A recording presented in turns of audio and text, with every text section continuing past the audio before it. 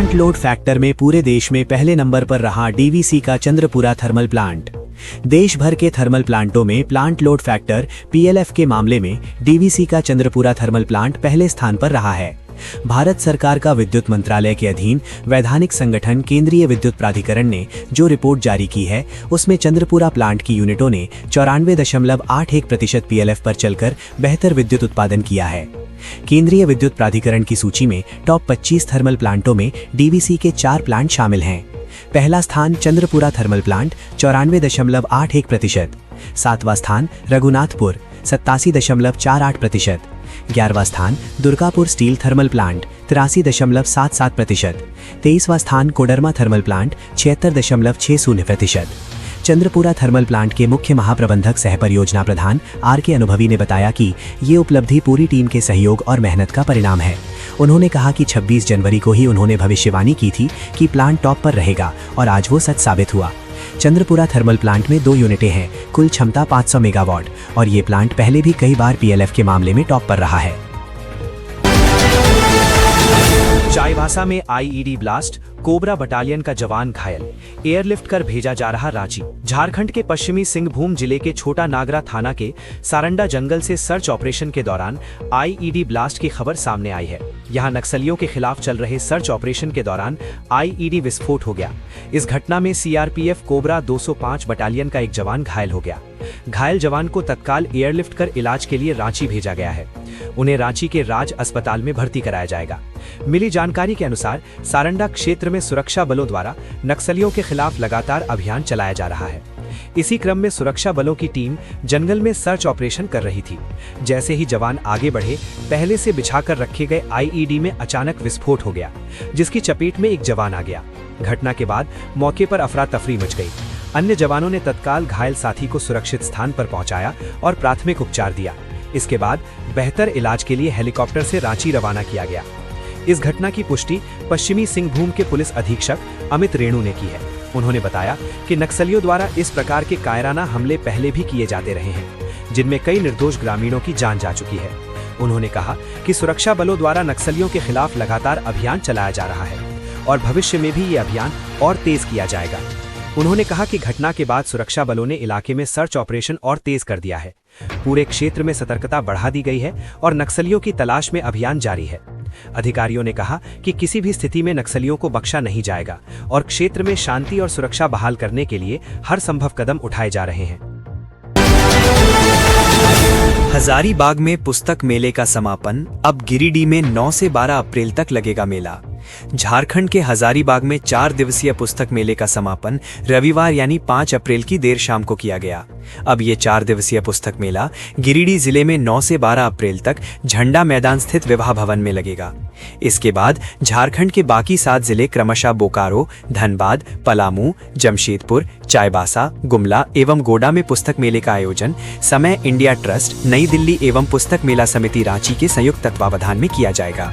इसके प्रबंध न्यासी चंद्रभूषण ने बताया, हजारीबाग में पुस्तक मेला काफी सफल रहा। सभी 4 दिनों तक पुस्तक प्रेमियों की भीड़ लगी। इसमें देश भर के जाने माने प्रकाशक की जरूरी सभी पुस्तकों की खरीदारी पुस्तक प्रेमियों ने की है। समापन कार्यक्रम में अनुमंडल शिक्षा पदाधिकारी रोशनी सिंह सहित कई गणमान्य अतिथि मौजूद थे। पुस्तक मेले में चारों दिन हजारों किताबें सजी रहीं। बच्चों के बीच निःशुल्क प्रतियोगिताएं और सांस्कृतिक कार्यक्रम हुए। पठन पाठन की संस्कृति को बढ़ावा देने और नई पीढ़ी को पुस्तकों से जोड़ने का महत्वपूर्ण मंच दिया गया। 4 दिन शहरवासियों को पुस्तक मेले में साहित्य, शिक्षा और संस्कृति का अनोखा संगम देखने को मिला। वहीं पाठकों को एक ही स्थान पर हजारों पुस्तकों का विशाल संग्रह मिला। चित्रकला एवं कहानी सुनाओ प्रतियोगिता में स्कूली विद्यार्थियों को मेडल एवं प्रशस्ति पत्र देकर सम्मानित किया गया। इसमें स्नेहल कृष्ण, अनु कुमारी, ज्ञानमयी एवं प्रांशी अपूर्वा के नाम शामिल हैं।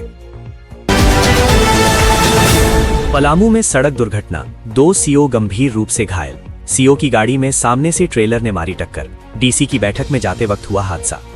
पलामू जिले के छतरपुर स्थित मसीहानी में नेशनल हाईवे 98 पर एक सड़क दुर्घटना में नौडीहा प्रखंड के सीओ संजय कुमार सिंह, पिपरा प्रखंड के सीओ जितेंद्र कुमार सिंह और उनके चालक रविंद्र कुमार ठाकुर गंभीर रूप से घायल हो गए। हादसा उनकी सरकारी गाड़ी में ट्रेलर द्वारा टक्कर मारने की वजह से हुई। स्थानीय लोगों की मदद से तीनों घायलों को अनुमंडलीय अस्पताल छतरपुर पहुंचाया गया। चिकित्सकों ने प्राथमिक उपचार के बाद उन्हें बेहतर इलाज के लिए एमएमसीएच मेदिनीनगर रेफर कर दिया। नौडिहा सीओ संजय कुमार सिंह के सिर में गंभीर चोटें आई हैं। पिपरा सीओ जितेंद्र कुमार सिंह का बायां हाथ फ्रैक्चर हो गया है और उन्हें अंदरूनी चोटें भी लगी हैं। चालक रविंद्र कुमार ठाकुर को भी शरीर के विभिन्न हिस्सों में चोटें आई हैं। जानकारी के अनुसार दोनों सीओ जिला मुख्यालय मेदिनीनगर में उपायुक्त की अध्यक्षता में होने वाली एक बैठक में शामिल होने जा रहे थे। प्रत्यक्षदर्शियों के मुताबिक सीओ का सरकारी वाहन सायरन बजाते हुए मसीहानी में 4 लेन सड़क की दाहिनी लेन से जा रहा था। इसी दौरान सामने से आ रहे ट्रेलर के चालक ने मोबाइल पर बात करते हुए वाहन को जोरदार टक्कर मार दी। दुर्घटना की सूचना मिलते ही डीएसपी अवध कुमार यादव दल बल के साथ घटनास्थल पर पहुंचे। उन्होंने पुलिस को दोनों वाहनों को जब्त करने का निर्देश दिया। डीएसपी यादव ने अनुमंडलीय अस्पताल पहुंचकर घायल सीओ का हालचाल जाना और उन्हें बेहतर इलाज के लिए मेदिनीनगर भिजवाने में मदद की। इधर सड़क दुर्घटना की जानकारी मिलने पर नगर अध्यक्ष अरविंद कुमार गुप्ता भी अस्पताल पहुंचे। उन्होंने घायल सीओ का हालचाल पूछा और उनके इलाज में सहायता की। जमशेदपुर में जूनियर डॉक्टरों की हड़ताल खत्म। मानदेय बढ़ाने की मांग पर एमजीएम अस्पताल में सेवाएं हुई प्रभावित, मरीज हुए परेशान। जमशेदपुर के Mahatma Gandhi memorial medical college एवं अस्पताल एमजीएम में सोमवार सुबह से चल रही जूनियर डॉक्टरों की हड़ताल समाप्त हो गई है। अस्पताल प्रबंधन एवं प्रशासन की ओर से उचित आश्वासन मिलने के बाद डॉक्टरों ने अपना आंदोलन वापस लेने का निर्णय लिया। जूनियर डॉक्टर सचिन ने बताया कि वे लंबे समय से अपने मानदेय में वृद्धि की मांग कर रहे हैं। इसी मामले को लेकर जूनियर डॉक्टर सुबह से ही कार्य बहिष्कार पर थे, जिसके कारण अस्पताल की स्वास्थ्य सेवाएं बुरी तरह प्रभावित हुईं। स्थिति की गंभीरता को देखते हुए अस्पताल प्रबंधन और जिला प्रशासन के अधिकारियों ने जूनियर डॉक्टरों के साथ वार्ता की। जल्द ठोस कदम उठाए जाएंगे। लंबी बातचीत के बाद डॉक्टरों की प्रमुख मांगों पर सकारात्मक पहल का भरोसा दिया गया, जिसके बाद हड़ताल समाप्त करने पर सहमति बनी। इधर हड़ताल खत्म होते ही एमजीएम में स्वास्थ्य सेवाएं धीरे धीरे सामान्य होने लगी हैं। मरीजों ने भी राहत की सांस ली है। अस्पताल प्रबंधन ने आश्वासन दिया है कि डॉक्टरों की समस्याओं के समाधान के लिए जल्द ठोस कदम उठाए जाएंगे, ताकि भविष्य में ऐसी स्थिति दोबारा उत्पन्न न हो। सरायकेला के सीनी के सेरेंगदा में ग्रीन वैली इंटरनेशनल स्कूल का उद्घाटन विधायक दशरथ गागराई ने फीता काटकर किया। इस मौके पर उपस्थित लोगों को संबोधित करते हुए विधायक दशरथ गागराई ने कहा कि वर्तमान समय में गुणवत्तापूर्ण शिक्षा बहुत ही आवश्यक है। शिक्षा के बगैर प्रगति के पथ पर अग्रसर नहीं हो सकते हैं। विधायक दशरथ गागराई ने उपस्थित लोगों से अपने बच्चों को पढ़ा लिखाकर जिम्मेवार नागरिक बनाने की अपील की। साथ ही बच्चों से लगन के साथ कड़ी मेहनत करने की अपील की। गागराई ने कहा कि जीवन में सफलता के लिए अनुशासन और टाइम मैनेजमेंट बहुत आवश्यक है। उन्होंने उम्मीद जताया कि ग्रीन वैली इंटरनेशनल स्कूल के खुलने से बच्चों को बेहतर और आधुनिक शिक्षा मिलेगी। स्थानीय लोगों में भी पढ़ाई को लेकर काफी जागरूकता आई है। उन्होंने हर संभव सहयोग का भरोसा भी दिया। सीनी के सेरेंगदा में ग्रीन वैली इंटरनेशनल स्कूल के उद्घाटन कार्यक्रम में शिक्षक व अभिभावकों के साथ विधायक दशरथ गागराई, साथ में अन्य लोग। गम्हारिया में आर्ट ऑफ लिविंग द्वारा प्रोजेक्ट भारत प्रतिनिधि सम्मान समारोह का भव्य आयोजन। झारखंड के पश्चिम सिंहभूम जिले के चक्रधरपुर आर्ट ऑफ लिविंग द्वारा कोल्हान प्रमंडल के तीनों जिलों के सहयोग से प्रोजेक्ट भारत के अंतर्गत गम्हारिया स्थित कम्युनिटी हॉल में एक भव्य प्रतिनिधि सम्मान समारोह का आयोजन किया गया। यह पहल ग्रामीण क्षेत्रों के सामाजिक, आर्थिक और आध्यात्मिक विकास को गति देने और युवाओं को रोजगार से जोड़ने के उद्देश्य से की गई है। कार्यक्रम में क्षेत्र के गणमान्य लोग और युवा बड़ी संख्या में उपस्थित थे। कार्यक्रम का उद्देश्य और मुख्य संदेश। स्वामी शिवानंद ने सभा को संबोधित करते हुए कहा कि प्रोजेक्ट भारत का उद्देश्य गांवों को आत्मनिर्भर बनाना है। प्रत्येक गांव से 5 उत्साही प्रतिनिधियों का चयन किया जाएगा, जो स्थानीय समस्याओं के समाधान में सक्रिय भूमिका निभाएंगे। युवाओं को कौशल विकास प्रशिक्षण देकर उन्हें रोजगार से जोड़ने के साथ साथ ग्रामीणों को स्वयं का व्यवसाय शुरू करने के लिए मार्गदर्शन और तकनीकी सहयोग भी प्रदान किया जाएगा। कार्यक्रम में चैम्बर ऑफ कॉमर्स के अध्यक्ष मानव केडिया, एनएवी सदस्य अमित चटर्जी, राष्ट्रीय सुंडी समाज के प्रदेश अध्यक्ष रविंद्र मंडल, रीता मिश्रा, आईसीएम सोनाराम महतो और छोटा गम्हारिया, रापचा और कार्ल जोरी की मुखिया उपस्थित रहीं। सभी अतिथियों का स्वागत पारंपरिक रीति रिवाजों के साथ किया गया।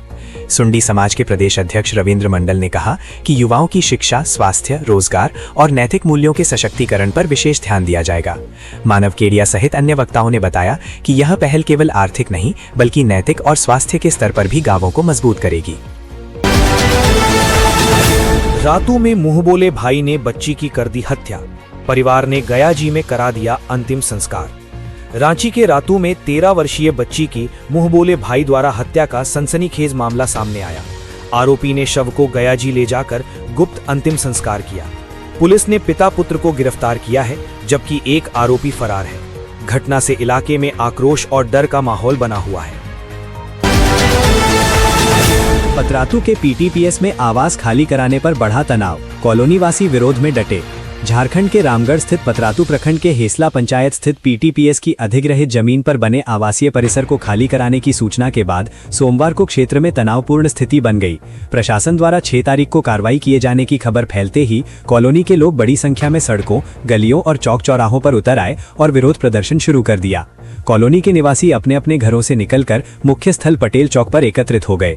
वहां लोगों ने प्रशासन के खिलाफ नारेबाजी करते हुए साफ कहा कि वे किसी भी कीमत पर अपने घर खाली नहीं करेंगे। महिलाओं, बुजुर्गों और युवाओं की बड़ी भागीदारी से विरोध और अधिक मुखर हो गया है।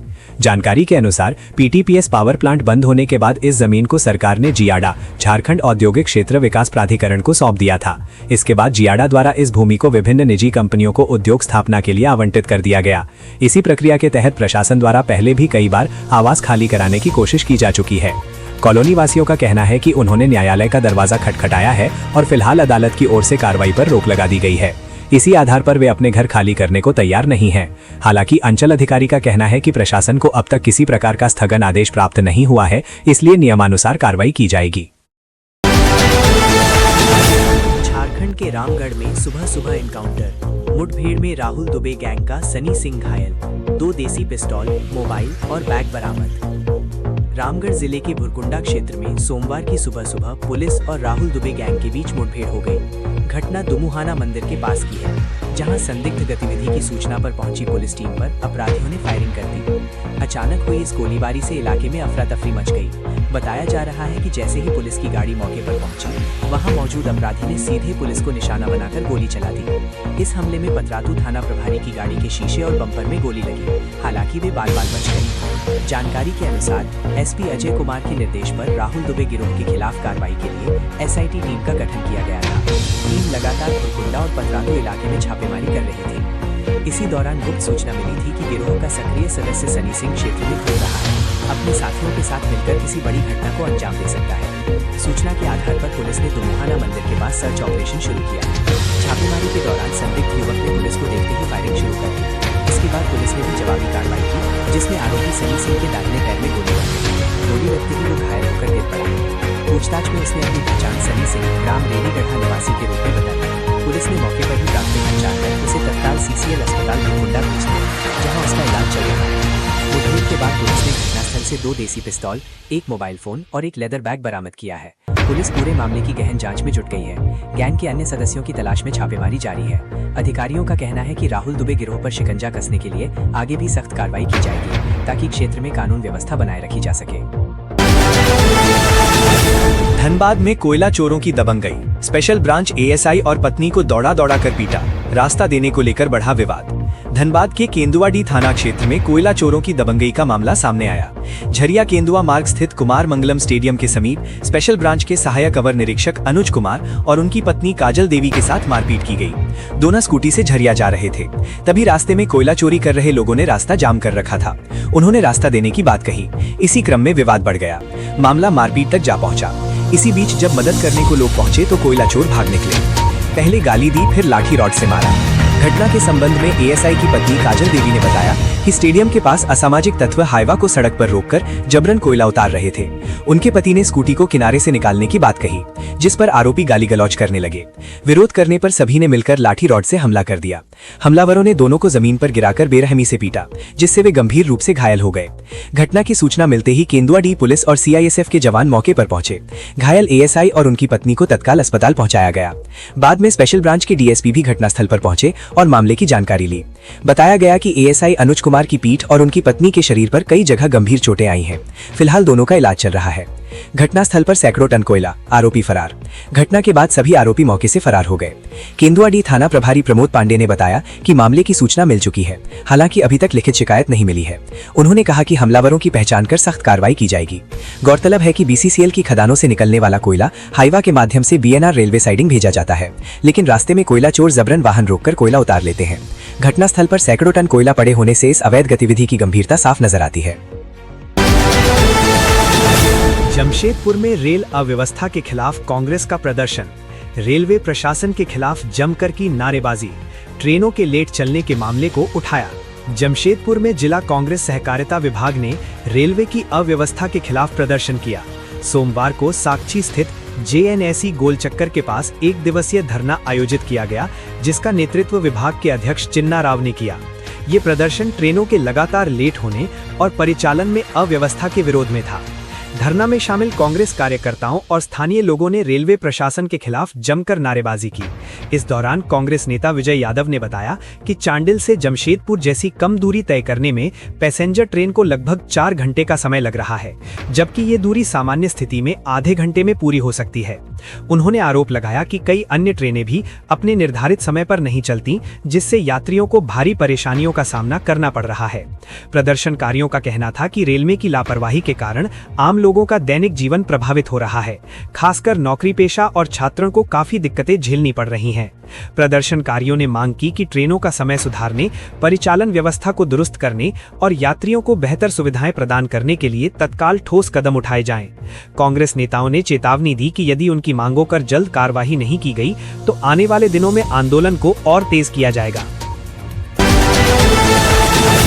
रामगढ़ में सरहुल महापर्व की धूम, 10,000 से अधिक लोगों की भागीदारी, प्रकृति पूजा के साथ गूंजा शहर।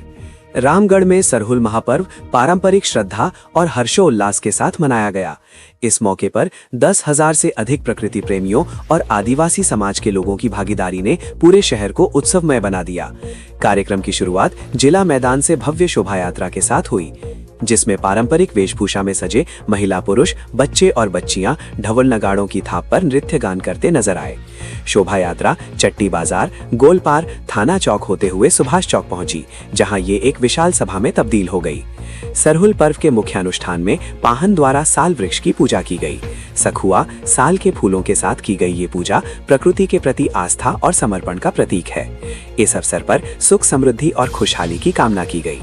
जिले के बड़का काना, पोचरा, छोटका खाना, पतरातू बस्ती, ब्लॉक चौक, टायर मोड़, पटेल चौक, घुटवा और नई सराय समेत विभिन्न क्षेत्रों में भी पारंपरिक रीति रिवाज से पूजा अर्चना की गई। इन सभी स्थानों से लोग सुभाष चौक पहुंचे, जहां सरहुल समिति ने उनका स्वागत किया। झूमर नृत्य और झांकियों ने मोहामन। आदिवासी छात्र संघ रामगढ़ जिला के नेतृत्व में सरहुल महोत्सव सह मिलन समारोह का आयोजन किया गया। जिलाध्यक्ष सुनील मुंडा की अध्यक्षता में निकली शोभा यात्रा में हजारों महिला पुरुष, युवक युवतियां शामिल हुए।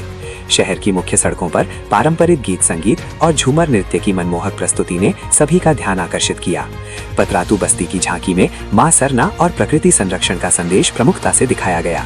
जगह जगह शोभा यात्रा का स्वागत कर लोगों के बीच शरबत, चना और गुड़ का वितरण किया गया तथा पुष्प वर्षा कर अभिनंदन किया गया। धनबाद में सुबह सुबह दौड़े होमगार्ड के अभ्यर्थी, जाने किस प्रखंड के अभ्यर्थी कब देंगे परीक्षा। धनबाद में होमगार्ड की बहाली 6 अप्रैल से शुरू हो गई है। परीक्षा का आयोजन मेगा स्पोर्ट्स कॉम्प्लेक्स में किया जा रहा है। पारदर्शिता पर जोर देते हुए प्रशासन ने भी इंतजाम किए हैं।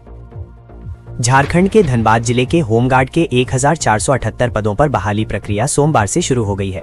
ये भर्ती 2023 के विज्ञापन के तहत हो रही है, जिसमें कुल 14,121 अभ्यर्थी शारीरिक और लिखित परीक्षा में भाग ले रहे हैं। बहाली की पूरी प्रक्रिया 22 अप्रैल तक चलेगी। ये परीक्षा शहर के 8 लेन स्थित मेगा स्पोर्ट्स कॉम्प्लेक्स में आयोजित की जा रही है, जहां अभ्यर्थियों की सुविधा और सुरक्षा के इंतजाम किए गए हैं।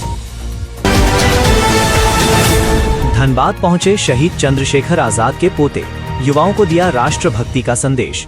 शहीद क्रांतिकारी चंद्रशेखर आजाद के पोते अमित आजाद धनबाद के हीरापुर स्थित पार्क मार्केट क्षेत्र में आज पहुंचे। इस दौरान वे राजेश बरनवाल के आवास पर रुके, जहां उनका गर्मजोशी से स्वागत किया गया। उनके आने को लेकर क्षेत्र में उत्साह का माहौल देखने को मिला। अमित आजाद 7 अप्रैल को निरसा के बैजना स्थित महर्षि दयानंद गुरुकुल में आयोजित होने वाले कार्यक्रम में भाग लेने धनबाद पहुंचे हैं। इसके साथ ही तिरंगा यात्रा निकाली जाएगी और शहीद क्रांतिकारी मंगल पांडे को श्रद्धांजलि अर्पित की जाएगी। मीडिया से बातचीत के दौरान अमित आजाद ने कहा कि वे करीब 4 साल बाद धनबाद आए हैं और यहां आकर उन्हें खुशी हो रही है। उन्होंने कहा कि चाहे आज के हालात हों या आजादी से पहले के, देश की जनता की भावना ही हमेशा सर्वोपरि रही है और सरकारें भी उसी के अनुरूप काम करती हैं।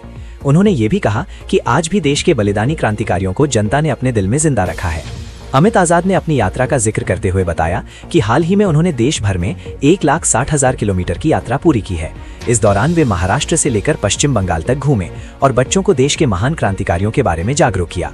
उन्होंने कहा कि देश के अलग अलग हिस्सों में लोग अलग अलग नायकों को जानते हैं, लेकिन सभी को हर क्रांतिकारी के योगदान को समझना चाहिए। उन्होंने युवाओं को खास संदेश देते हुए कहा कि आज के दौर में टेक्नोलॉजी का सही उपयोग करना बेहद जरूरी है। उन्होंने मोबाइल फोन और सोशल मीडिया से दूरी बनाकर देश के इतिहास और क्रांतिकारियों को समझने की अपील की।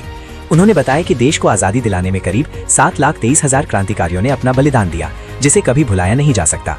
उन्होंने कहा, आज के युवाओं को क्रांतिकारियों से सीख लेने की जरूरत है। उनके लिए देश सबसे ऊपर था और भारत उनकी मां थी। ऐसे में युवाओं को भी राष्ट्र के प्रति अपनी जिम्मेदारी समझनी चाहिए और देशभक्ति की भावना को अपने जीवन में उतारना चाहिए।